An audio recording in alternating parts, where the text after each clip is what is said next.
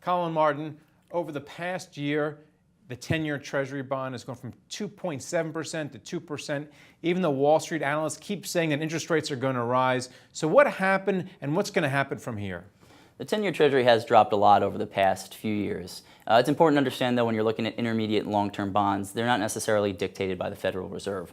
With long-term bonds, you're looking at more growth and inflation expectations, and growth expectations have declined, and inflation is low, especially with the drop in oil. But a big factor pushing long-term yields lower is foreign demand. With the spread between U.S. Treasuries versus a lot of other developed market bonds, that high demand is keeping yields relatively low. So taking all that into account, what should investors do? Typically, they have 60% of their funds in stocks, 40% in bonds. So tell me about that 40%. For the 40% at Schwab, we think investors should still be invested.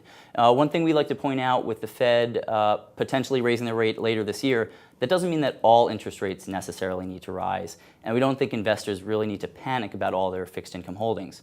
We think it still makes sense to be in intermediate term bonds in the 5 to 10 year range, where again, because of that demand, we don't think that the risk of yields rising too much is that high.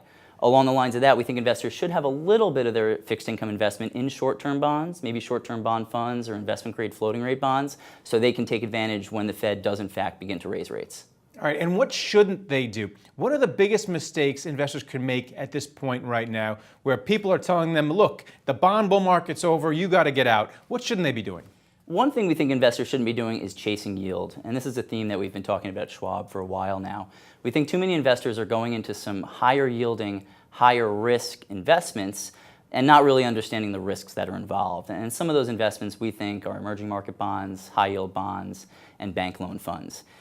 You know, when you look at a 5% yield or higher on some of these high yield bonds funds, it might make sense when you see a 10-year Treasury at 2%. But what if you lose 10% of your principal while you're trying to get that 5% yield? That's obviously not a good outcome. We think bonds are meant for diversification, for preservation of capital, and for income.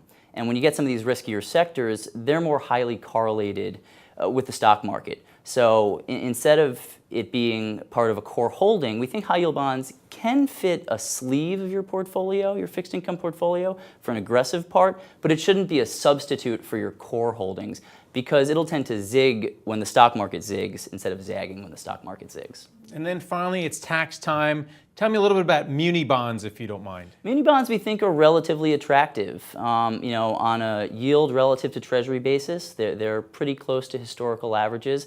And states and local municipalities have been improving their finances. So we do think municipals look relatively attractive in this environment. All right, thanks a lot, Collin. Thanks a lot. Thank you for watching The Street.